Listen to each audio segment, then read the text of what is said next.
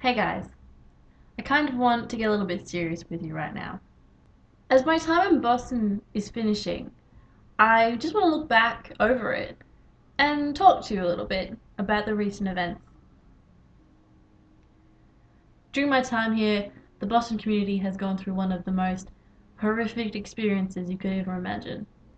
And even though I wasn't here on that Monday, it still affected me when I came back. Watching the news in a different state about your home and seeing what had happened is just heartbreaking. You you could never imagine it till it happens. And coming back and being this new, scared, protective, almost in a way paranoid community is something that I'd never experienced before. The one thing I worried about coming home was the people that had been here. My friends, my teachers, the people I'd met. So that first night I was back, we decided to go out for dinner. We kind of needed to walk past the site of the bombing and kind of come to grips and come to terms with what had happened. And it didn't hit me as real until I saw the barriers and the police officers. Living in a city that had 4 police officers at every intersection. And yet, as we walked through the city, a city that I thought was going to be hostile and sad was something completely different. Sure, there were army and police officers everywhere, but the people in Boston were absolutely amazing. The first instance that I saw that led me to this conclusion was we were just walking down the street next to the barriers. It was a cold night, as it often is in Boston, and these police officers were standing there just watching, and a car stopped, and this lady got out with 2 cups of coffee and walked over and handed them to the police officer. It doesn't sound like much, but it was amazing to see. And then as we walked further around, we couldn't find anywhere to eat because most of the places we knew were shut because they were on the road. So we went to this quite a fancy place called Joe's and had a lovely dinner there, and it was full and it was all great and just like any other night. But then time came around to pay the bill. I'd stepped out for a minute, but when I came back, I was like, "Oh, guys, how much do I owe you?" And they said nothing. They said that they gave it to us for free. This amazing meal was given to us for free. And I couldn't understand it. I was like, this place sells lobster. It's not a cheap place, you know. My dinner was going to cost me over $20, which is expensive here in America. How can it not? How can it be free? And my friend said to me, they wanted to lift the spirits of the Boston community. They wanted to give back to the community. And it was a surprise. Like, what made it better was that I was completely taken aback. Sure, would I have gone there if they were saying there was free food, but having gone there and actually having the food, and then being said, you know what, guys, it's on us. Like,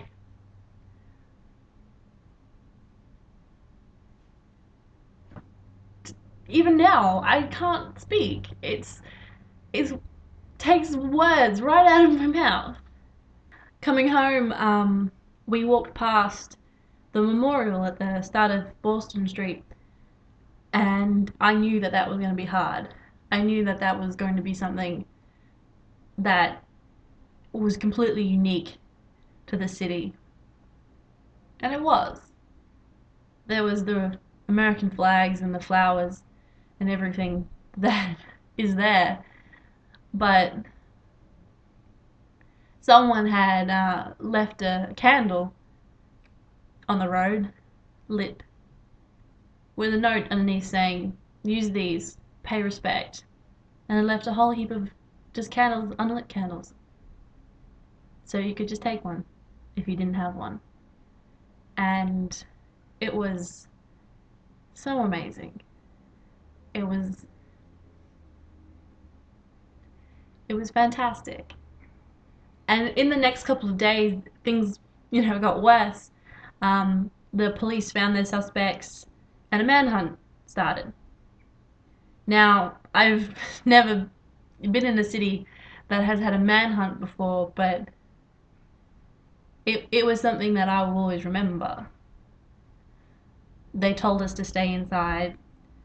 They showed us the pictures of the two men over and over again, and it was a very interesting way that they pursued these guys. They made sure that no person in Boston or any of the states or any of the world didn't know what these guys looked like. They were on television, they were on Facebook, they were on Twitter, they were on anything that they could get their picture on. It was leaving them no place to hide and deputizing the entire Boston community. And it worked. And for us, it was crazy. I live in a pretty big building, like 2 towers, 20 stories, 22 stories on either side. There's not, there's a lot of people living here, and so when you walk down at night time just to get dinner, and there's 6 police officers in your lobby, you feel safe but concerned at the same time. There's no way to really describe it. And 2 of them are plainclothes, except they were wearing bulletproof jackets, which kind of gave them away a little bit. But the sense of camaraderie around the students in that dining hall was very interesting. You don't know these people. A few of them you do know. A few of them are your friends. But everybody else, you were partners. You were comrades in this situation, in this event, in this issue, this topic, whatever. You were connected to these people because you were going through this together. Boston. But the thing that really got me during the lockout was opening my blinds and looking out and seeing this incredibly busy city empty. Could you imagine your city empty? Like, no people, no cars.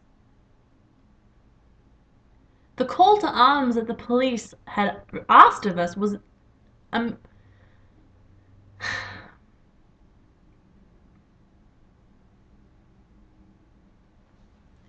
people like to say that it was a practice run for martial law, that the government is trying to take over our homes and the rest of it, but that's not what I saw. I saw a community that understood that if they stood back for just a minute and let the police do their thing, it would get better. And I think it was because of that resolve, that sense of duty in the community, that everything ended so fast.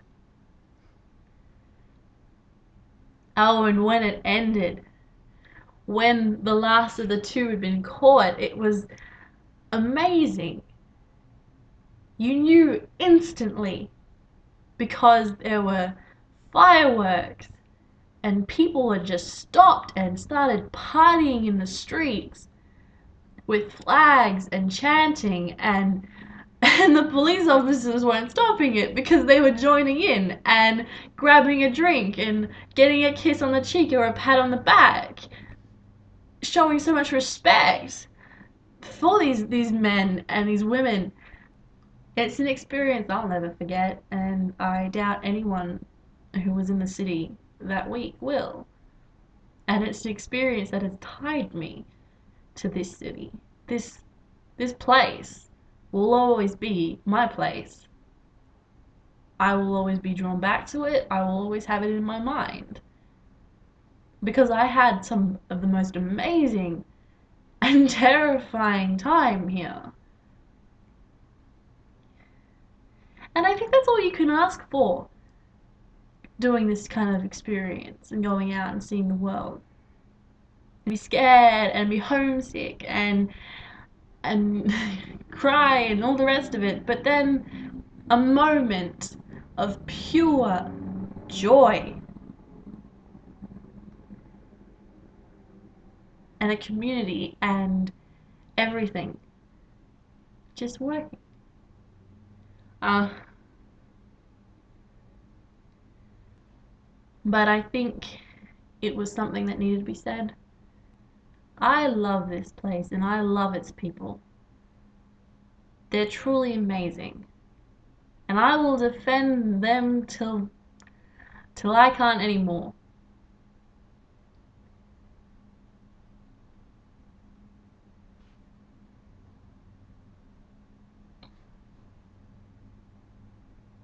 And you know what?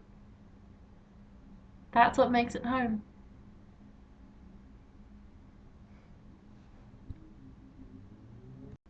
Boston strong.